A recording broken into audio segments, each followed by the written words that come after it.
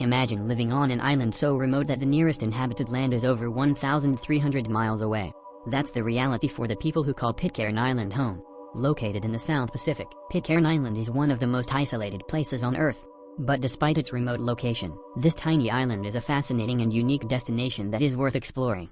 Today on Down the Wiki Hole we will be exploring the fascinating story behind this place. The story begins with the British ship HMS Bounty.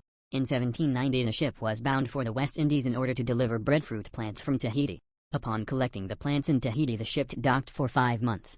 The crew were in paradise, away from the smoggy slums of London, chilling on crystal-clear beaches with the most beautiful Polynesian women. Fletcher Christian and 9 other mutineers decided they didn't want to leave and loaded William Bligh, captain at the time, on a small lifeboat along with the rest of the loyal crew and set them adrift in the ocean. This was an almost certain death sentence. By a miracle the captain navigated 4,000 miles to safety and began his hunt for the mutineers. Meanwhile the mutineers had tricked 18 Tahitian men and women aboard under the pretense of a party. He then swiftly cut the anchor rope and set sail. After months at sea they finally reached Pitcairn Island. The island has no natural harbor, so the HMS Bounty was left in the bay and eventually sunk as the crew came ashore.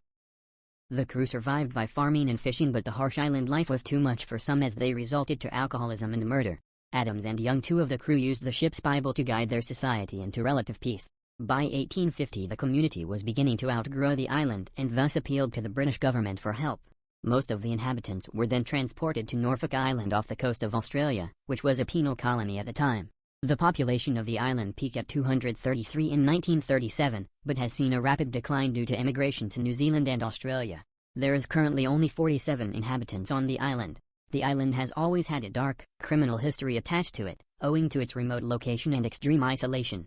There is almost no one there to prosecute crime.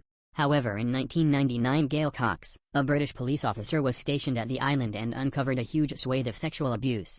Over a third of the men on the island were subsequently arrested and imprisoned, including the island's mayor. It was common for girls on the island to bear children at the age of 12, a fact of life for them as they had not known any other way. The British government asserted their jurisdiction on the islands and opened up a prison nearby.